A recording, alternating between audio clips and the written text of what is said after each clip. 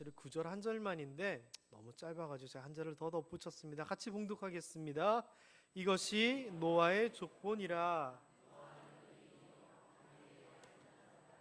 그는 하나님과 동행하였으며 세 아들을 낳았으니 셈과 함과 야벳이라. 아멘. 혹시 저희 교회 성도님들 중에서 아들만 셋 낳으신 분 계신가요? 아들만 셋 있으신 분? 김순인 권사님? 딸 없고 아들만 셋. 그 옆에 분들 우리 김순인 권사님 보고 한마디 해주세요. 노아 같으십니다. 대단한 겁니다. 오늘은 노아 같은 이야기를 할 거거든요. 근데 노아에 대해서 얘기를 하면서 보니까 노아를 뭐라고 얘기하냐면은 의인이고 당대 완전한 자라 그랬습니다. 의인, 완전한 자. 우리가 과연 노아 같을 수 있을까요? 거기에 대해서 한번 오늘 생각을 해보도록 하겠습니다. 자, 노아 하면은 제일 먼저 우리가 떠오르는 이야기가 무슨 이야기죠? 노아의 홍수 이야기, 그리고 방주 이야기입니다. 제가 사실은 2014년도에 이 노아 홍수에 대해서 한번 정리를 해드린 적이 있습니다. 근데 그 이후에도 새로 오신 분들도 많이 계시고, 또 우리도 인간인지라 자꾸 까먹잖아요. 그래서 간단하게 요약을 먼저 한번 해보도록 하겠습니다. 노아 홍수가 진짜 있었을까요? 없었을까요? 목사님, 어떻게 전 세계에 비가 와가지고 높은 산까지 다 차고 그 물은 어디서 나오고, 그냥 성경에 있는 이야기는 그저 그렇게 생각하고 그냥 자세히 따지지 맙시다. 뭐 그냥 과학적이니 뭐니 이런 얘기 아니고 그냥 믿음으로 받아들입시다 라고 생각할 수 있습니다. 그리고 실제로 성경에 있는 이야기들을 바라보면서 젊은 이들은요, 과학은 과학이고 믿음은 믿음이다라고 분리해서 생각합니다. 왜? 과학적으로 생각해 보면 안 맞는 이야기들이 너무나 많거든요. 그런데 결론적으로 말씀드리면요, 과학적인 이야기는 인간의 수준이고 그것을 뛰어넘는 것이 하나님의 수준입니다. 만일 하나님이 하시는 일이 과학적으로 다 증명이 되고 인간의 생각으로 다 이해가 되면 그게 하나님이에요? 인간이지? 그리고 성경에 있는 하나님이 하신 일들은 당연히 우리가 이해 못합니다. 그게 창조주와 피조물의 차이입니다. 자, 그렇지만요, 인간의 지식이 발전하고 과학이 발전하면서 하나님이 하셨던 그 일에 대해서 어렴풋이 더 잘 이해가 되는 경우들이 있는데, 그 중에 대표적인 것이 바로 이 노아의 홍수 이야기입니다. 자, 제가요 어저께 저랑 저희 아내랑 저희 딸이랑 셋이 차를 타고 가는데 하늘이 너무 멋있는 거예요. 구름이 막 있고 해가 쫙 비치는데 한쪽은 막 그렇고 한쪽은 연한 파스텔 색의 구름이 쫙 있고 너무 멋있는데, 저희 딸이 이렇게 얘기를 하는 거예요. 무지개다! 자, 무지개가 있었을까요? 없었을까요? 몰라요. 아이가 잘못 볼 수도 있어요. 근데 제가 얼핏 보니까 안 보여요. 제 아내도 보니까 없어요. 있는 걸까요? 없는 걸까요? 아닌 거였어요. 그런데 무지개다라고 하는데 제가 봐도 있고 제 아내가 봐도 있어요. 그럼 있는 거예요? 없는 거예요? 있는 거죠. 노아 홍수의 이야기가 성경에만 딱 기록되어 있었으면 다른 사람들이 얘기할 거예요. 야, 성경에만 있는 그 이야기 그냥 지어낸 거 아니야? 그냥 기독교 얘기 아니야? 그런데 성경이랑 전혀 상관없고 지역도 틀리고 시기도 틀리고 종교도 틀린 그 어떤 사람들이 노아의 홍수의 이야기를 한다면 그 노아의 홍수는 진짜 있었을까요? 없었을까요? 있는 거예요. 우리만 얘기하는 것이 아니라 남들도 얘기하니까. 자, 그 이야기 중에 대표적인 게 뭐냐면요, 수메르 문화라고 하는 굉장히 오래된 문화가 있습니다.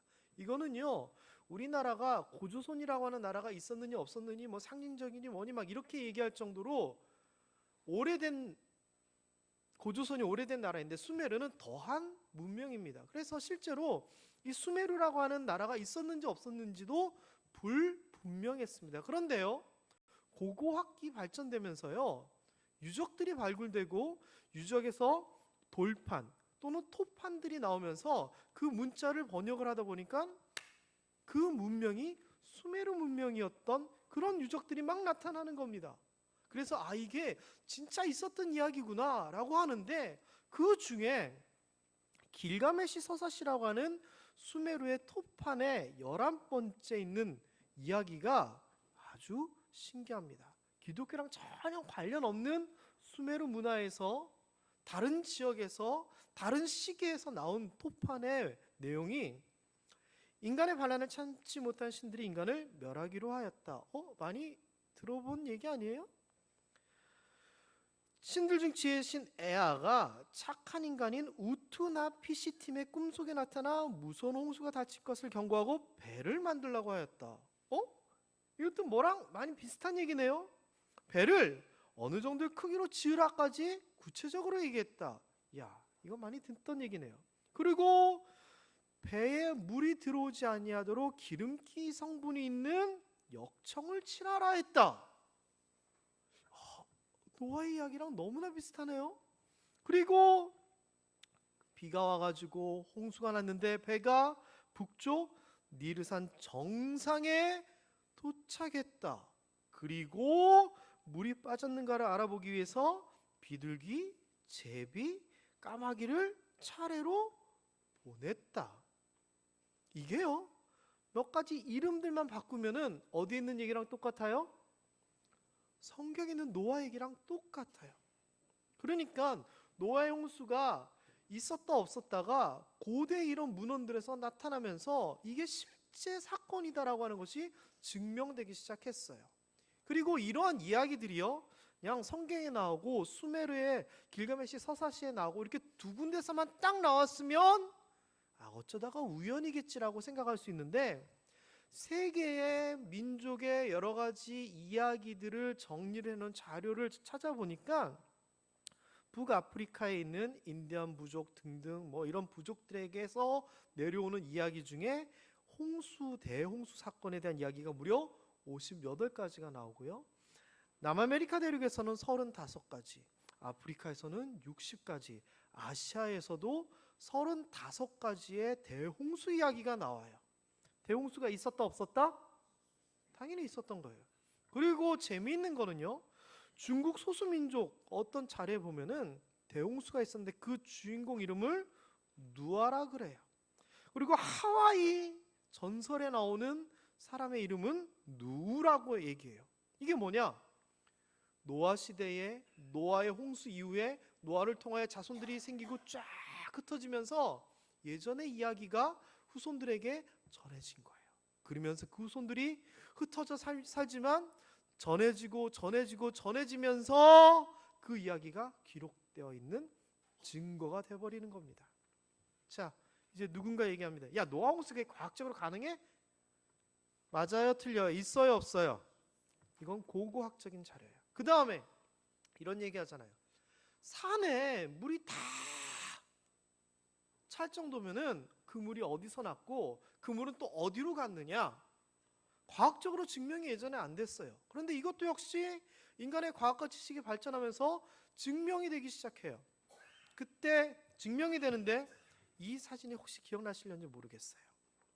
높은 산을 잠기게 할 물의 존재에 대해서 과학자들이 어떻게 설명을 하기 시작하냐면은, 지구가 있는데 성경에 있는 것처럼 궁창, 하늘 아래의 물과 하늘 위의 물이 있다. 성경에 있는 그 말에 대해서 과학자들이 연구를 하면서 어떻게 결론을 내리냐면, 지구가 있는데 밑에 물이 있고 하늘에 지구를 감싸고 있는 두꺼운 수증기층이 있었다라고 해석을 해요. 그 수증기층이 있는 게 그게 뭐 어쩌다고? 아니에요. 수증기층이 있다라고 생각을 하고 가설을 세우고 생각해 보니까 성경에 있는 이야기들이 너무 딱딱딱딱딱딱 맞아떨어지기 시작하는 거예요. 그 대표적인 예가 수명, 나이에 대한 얘기예요. 성경에 보면은 지금의 1년, 2년의 개념과 저는 똑같다라고 생각은 안 하지만, 예전에 사람들은 몇 세를 살아요? 900살도 넘게 살잖아요.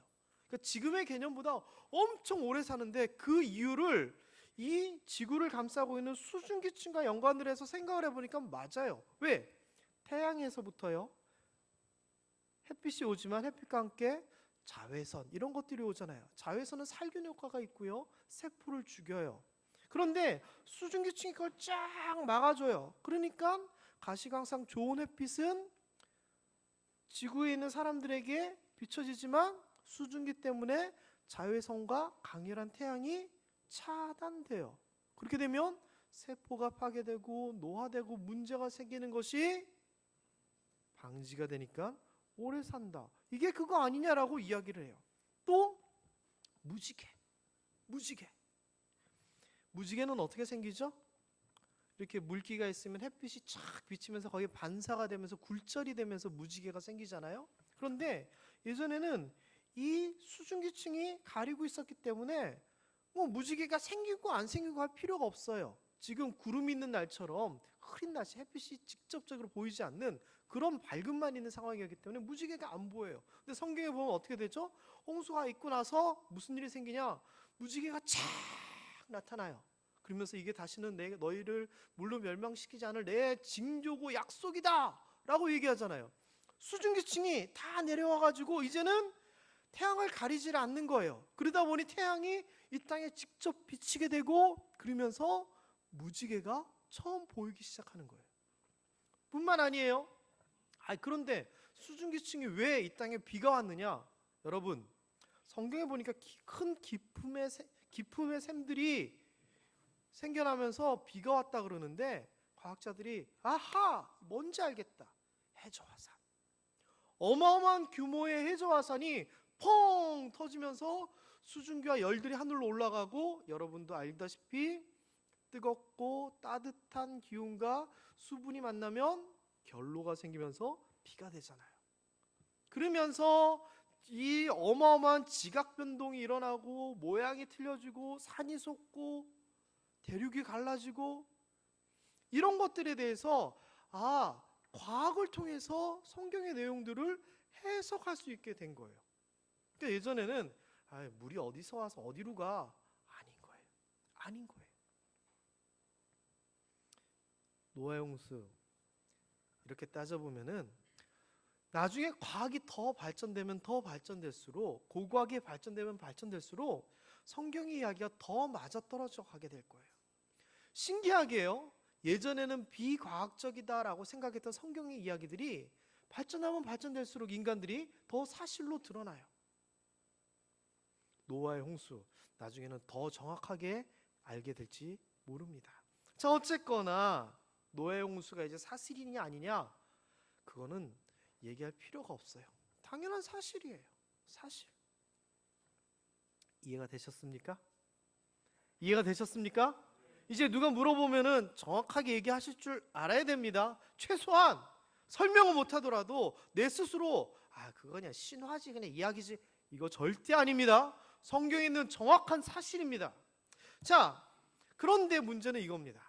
노아의 홍수, 방주 다 좋은데 왜 하필 노아였을까? 왜 하필 그 사람이었을까? 성경에 보면은요, 의인이고 완전한 자라고 얘기를 합니다. 표준 세번역에 보면 의롭고 흠이 없는 사람, 공동번역에 보면 올바른 사람이다 라고 얘기를 합니다. 다시 얘기하면은 하나님께서 노아를 선택하신 이유는 그가 올바르고 의롭고 흠이 없는 완전한 사람이었기 때문에 딴 사람들은 하지만 너는 구해주겠다라고 얘기를 한 거예요. 여러분, 이 세상을 살아가면서 우리도요, 세상 사람들하고 똑같이 살아가는 것이 아니라 하나님 보시기에 그래, 세상 사람들 내가 다 이렇게 하더라도 너만은 내가 건져내겠다라고 할 수 있을 정도의 의와 완전함을 여러분들이 가질 수 있게 되기를 주님의 이름으로 축원합니다. 자, 그런데 우리가 정말 그 정도의 의로움과 완전함을 가지고 있나요? 다시 얘기를 조금 비틀어 보면은요, 우리가 이 노아 시대에 살았으면 우리는 방주에 들어갔을까요? 못 들어갔을까요?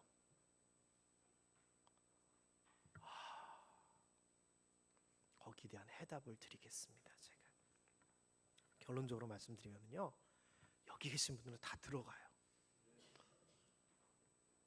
별로 안 좋아하시네요. 다 들어갈 수 있다고 하는데 믿겨지지가 않으세요?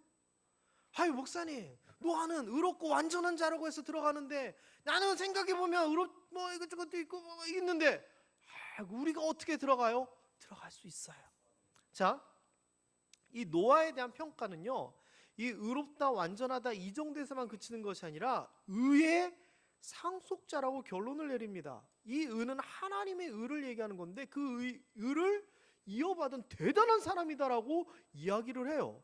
그러니까 노아에 대해서 우리가 노아처럼 대하지만 구원받는다라고 생각하면 의인, 의의 상속자, 당대의 완전한 자, 나랑 전혀 상관없는 것 같거든요. 그런데 상관이 있어요.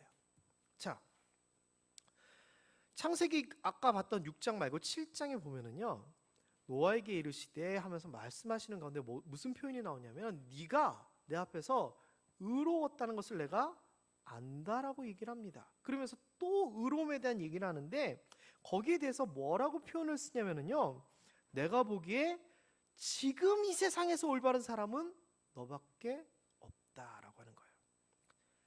지금이 중요합니다. 지금. 그러면 지금이 아닌 이전이나 나중에는 노아만큼 또는 노아보다 더 올바른 사람이 있을 수 있다 없다? 있을 수 있는 거예요. 다시 한번 얘기를 해드릴게요. 지금 여기서 제일 키 큰 사람이 누굽니까? 누굴까요? 정도범 장로님? 김종수 장로님? 네? 사연이 뒤에 있는 사연이. 사연이 키 몇? 180 몇? 184. 자, 그럼 지금 여기서 제일 키 큰 사람은 누구예요? 사연이에요. 자, 그런데 지금 여기에서 제일 키 큰 건 사연인데 사연이가 제일 키 큰 사람이에요? 우리나라에는 서장훈도 있고요, 누구도 있고 더 많아요. 근데 앞에 단서가 붙었죠? 뭐였죠? 지금 이 자리에서. 지금 중요한 단어예요. 자, 다시 한번 볼까요? 아까 오늘 본문인데요, 이것은 노아의 족분이라 노아는 의인이요 당대에, 그 당시에 노아만큼 올바르고 흠없는 사람이 없었다라고 얘기하는 겁니다. 다시 얘기하면은요, 흠없고 올바르고 의롭고 완전한 자인데 하나님 보시기에 100점 만점에 100점이 아니라 하나님만큼의 그게 아니라 그 시대에 그만큼 상대적으로 그랬다라고 얘기를 하는 거예요. 다시 정리를 좀 하면은요, 좀 이게 정확한 용어를 가지고 얘기하면 절대평가와 상대평가가 있어요. 자, 최고라고 하면 몇 점이에요? 100점 만점에 최고죠. 그게 절대평가예요. 무조건 100점 돼야지만 1등이에요. 최고예요. 그런데 70점 맞고 최고가 될 수 있어요? 없어요? 왜? 다른 사람들보다 잘하기만 하면 최고인 거예요. 이게 절대평가, 상대평가예요. 하나님 보시기에 의롭고 완전한 것을 절대적으로 평가하면 하나님만큼인데 상대적으로 다른 사람들과 비교해봐서 그거보다는 더라고 하는 의미로서 노아가 의롭고 완전한 자다라고 성경에서는 이야기를 하는 거예요. 다시 한번 더 간결하게 얘기하면 많은 사람이 있었지만 그 중에서 제일 나았던 게 노아였고, 제일 나았는데 그 노아가 하나님 보시기에는 100점 만점은 아니지만 그래 80점은 넘었으니까 그래 너 의롭고 완전하다, 당대에 네가 최고다, 내가 너를 구원하겠다라고 얘기를 했다는 거예요. 여러분, 그럼 우리가 100점 만점은 아니더라도 방주 들어갈 가능성이 있어요, 없어요? 상대적으로 세상 사람들보다 의롭고 완전한데 그 기준이 하나님 앞에 맞으면 가능한 거예요. 진짜라니까요. 왜? 진짜인가? 이 표정을 보세요. 제 얘기가 아니라 성경에는 제가 그걸 읽어드린 거예요. 노아만큼 그 세상에서 당대가 그런 상대적인 의미를 가지고 있는 거예요. 내가 거룩하니 너희도 거룩하라라고 하나님께서 얘기하셨는데, 내가 거룩하니는 하나님 100점 만점의 거룩을 얘기하는 거고요, 너희도 거룩하라라고 하는 것은 사람들 중에서 사람들이 할 수 있을 만큼 상대적으로 인간에게는 기준이 낮춰서 인간 수준으로의 거룩을 얘기하는 거예요. 여기서도 의롭고 완전한 것은 하나님의 수준의 의롭고 완전한 게 아니라 인간 수준의 그 사람들 중에 그나마 합계에 대한 이야기인 거예요. 그다음 가능성이 있습니다. 오늘날 이 시대에 홍수가 오게 되고요. 얼마 전에 울산에서도 막 그러고 그랬잖아요. 하나님께서 방주를 딱 만들어서 구원하실 때 세상 사람들이 이렇지만 상대적으로 의롭고 완전한 자라고 얘기를 할 때 우리가 해당될 수 있을까요? 없을까요? 있는 거예요. 옆에 분들에게 자기의 심정을 좀 얘기해 주세요. 휴, 다행이다. 빨리 얘기해 주세요. 다행인 겁니다. 우리도 노아처럼 방주에 들어갈 수 있어요. 자, 그런데 어떻게 노아가 이렇게 하나님 앞에 평가를 받았느냐? 노아는 의인이요 당대의 완전한 자라라고 하면서 그 설명과 그 다음 이야기들이 나오는데, 첫 번째가 뭐라고요? 하나님과 뭘 했다고요? 동행했다라고 하는 거예요. 동행은 뭐예요? 같은 길을, 같은 목적을 가지고 같이 가는 거예요. 세상 사람들은 각기 제멋대로 자기 세상을 즐거움을 위해서 막 갔는데, 노아는요 하나님과 동행한 거예요. 함께 가는 거예요. 같은 목표를 가지고 가는 거예요. 제멋대로 살아간 게 아니에요. 하나님께서 그걸 보시고 너는 세상 사람들하고 다르구나. 다른 사람들은 다 멸망했지만 너는 구원해 주겠다라고 얘기하신 거예요. 비결이 첫 번째가 뭐라고요? 동행. 자, 그럼 여러분은 하나님과 동행하는 삶을 원해요? 제멋대로의 삶을 살기를 원해요? 하나님이 인도해 주시는 거 따라가기를 원하잖아요. 하나님과 함께 하기를 원하잖아요. 그러면 여기에 있어서 뭐 노아가 점수가 70점짜리 동행이었다면 우리가 70점까지는 아닐지 몰라도 그래도 우리도 동행이에요, 아니에요? 그럼 노아랑 비슷하네요. 여기까지는. 두 번째, 또 노아를 뭐라고 성경에서 얘기하냐면은 하나님께서 배를 이렇게 만들려 막 할 때 물에다가 당연히 만들어야 되는데 그 얘기가 아니라 땅에다가 만들려 그러잖아요. 엄청 크게 만들려 그러잖아요. 세상 사람들, 사실 노아조차도 이해 안 될 명령을 하신 거예요. 그런데 노아는 자기가 이해 안 되더라도 그와 같이 하였습니다. 자기에게 명하신 대로 다 준행, 순종한 겁니다. 노아 어떻게 했길래 하나님께서 그렇게 보셨냐? 순종했기 때문에. 내 생각하고 다르더라도 다 따르고 순종했기 때문에 하나님께서는 그런 사람인 줄 아셨기 때문에 노아가 대단하다라고 생각하시고 택하신 거예요. 두 번째 뭐라고요? 순종이에요. 세 번째, 사실 이 단어 안에 동행과 순종이라는 의미가 다 포함되어 있지만 그래도 성경에서 표현을 했기 때문에 제가 말씀을 드리면, 아까 의의 상속자에 대한 얘기가 나오는데 그렇게 된 이유를 뭐라고 얘기하냐면은 믿음으로라고 얘기를 합니다. 하나님을 믿었기 때문에 하나님의 인도하심에 따라 그 길을 걸어갔고요. 하나님을 믿었기 때문에 하나님께서 이렇게 만들라 했을 때 말도 안 되지만 신뢰하고 믿음으로써 따라간 거예요. 여러분, 그런데 이 믿음은요, 결론적으로 말씀드리면은 100점 만점의 믿음 중에서 100점짜리 믿음이에요. 아니 목사님, 그럼 또 우리 보고 어떡하라고? 자, 제가 이런 표현을 쓴 적이 있습니다. 믿음이 크고 작고의 문제가 아니라 있고 없고에 대한 문제다. 지난 금요일날 장승리 목사님께서 설교할 때 그 본문을 썼잖아요. 너희가 겨자씨만한 믿음이라도 있으면이라고 했잖아요. 그런데 겨자씨만한 믿음이 순도로 치면 몇 프로짜리일까요? 이게 100%짜리라는 거예요. 하나님에 대하여서, 하나님의 말씀에 대하여서 우리가 아직 드러나고 열매 맺은 게 별로 없지만 하나님께서 말씀하시면 곧이 그때로 받아들이고 믿는 100%짜리 믿음들이 필요해요. 하나님을 믿고 안 믿고에 대한 거는요, 우리가 기도할 때도 드러나요. 하나님 이렇게 해주세요, 이렇게 될 줄 믿습니다라고 얘기하지만 정말 우리가 그렇게 100% 믿어요? 아니면 어떡하지? 불안하고 근심되고, 이거 아니라는 거예요. 성경에서 얘기하는 게 뭐냐? 겨자씨만한 믿음이라도 제대로 된 순도 100%짜리 믿음을 원하는 거죠. 하나님을 신뢰하고 믿으면서 70%만 믿고 30%만 안 믿으면 믿는 거예요, 안 믿는 거예요? 아니라는 거예요. 뭐 적절한 예가 될지 모르겠지만 제가요, 바다 낚시를 아주 잘합니다. 물론 한 번도 해보진 않았지만 예화로 얘기하는 거예요. 그래서 제가 지금 이 시기에 어디로 가면 숭어가 이따만한 게, 제가 사실 여름 휴가를 식도를 가려고 그랬거든요. 숭어가 나온다 그래서. 근데 못 갔어요. 지금도 너무 가고 싶어요. 숭어가 이따만한 게, 그냥 거기는 낚시를 하는 게 아니라요, 그냥 퍼 담는데요. 어쨌거나 그걸 제가 알고 해봤기 때문에 제 아내하고 가족들한테 얘기를 하는 거예요. 자, 회 먹으러 가자. 아빠가 다 잡아줄게. 뜰채로 퍼도 돼. 그러니까 뭐 다른 거 필요 없고 양념하고 밥하고 이런 것만 갖고 가자. 그러니까 제 아내가 얘기를 하는 거예요. 아니 당신, 나는 한 번도 당신이 그렇게 숭어 잘 잡고 그거 본 적도 없고 거기서 잘 나오는지도 모르겠고 그냥 양념이랑 이것만 갖고 와서 숭어 안 잡히면 어떡하냐고 이렇게 얘기를 하는 거예요. 저를 믿어요, 안 믿어요?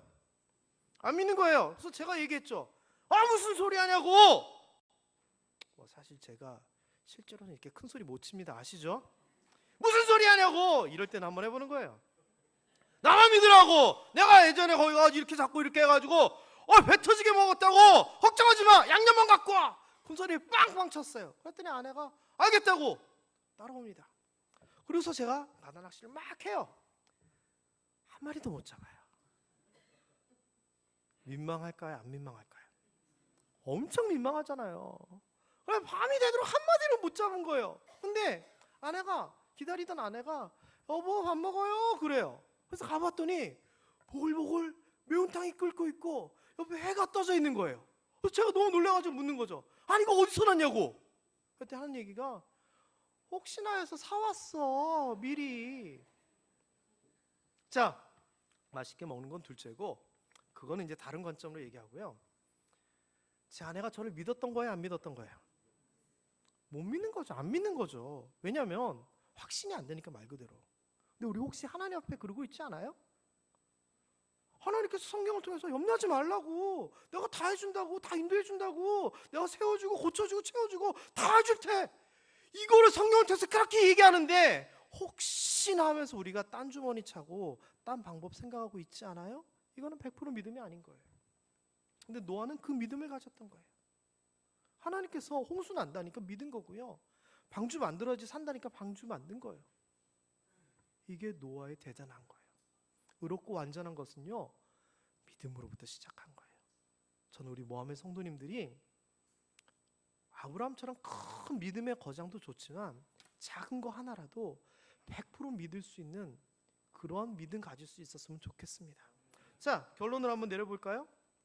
믿고 순종하고 동행하는 자를 하나님께서 네가 그 중에서 제일 낫구나, 너를 의롭고 완전한 자니까 내가 구원하겠다라고 하면서 의롭고 완전한 자라고 부르셨어요. 여러분이 부족하지만 하나님을 믿고 하나님을 순종하고 하나님과 동행하는 삶을 살기를 원하고 그렇게 살아가고 있잖아요. 그러면 여러분 100점짜리는 아닐지 모르지만 한 70점짜리 의인과 완전한 자, 우리가 그 정도는 되지 않을까요? 저는 충분히 되리라 생각합니다. 이 세상 사람들은 하나님을 믿지도 아니하고 동행하지도 아니하고 순종하지도 아니하는 빵점짜리 사람들이 많아요. 거기에 비하면 우리는요, 하나님 보시기에 너무나 이쁜 거예요. 창세기 6장 5절부터 8절까지 보면은요, 뭐 어떤 표현들이 나오냐면은 하나님께서 세상 사람들이 죄악으로 가득 차가지고 못된 생각만 하는 것을 보시고 내가 왜 사람을 만들었자면서 가슴이 아프셨어요. 그래서 싹 쓸어버리겠다라고 말씀하십니다. 그러면서 나왔던 표현, 그러나 노아만은 하나님의 마음에 들었다. 누구만은? 노아만은. 왜? 믿고 순종하고 동행했기 때문에. 그런 노아를 보면서 야, 세상 사람들이 다 엉망이지만 너는 의롭고 완전하구나, 너만은 내가 구원해 주겠다라고 얘기합니다. 사랑하는 모함의 성도 여러분, 이 세상 사람들이 자기 길로 가고 자기 멋대로 살아가지만 노아처럼 우리만은 하나님의 마음에 드는 삶을 살아야 됩니다.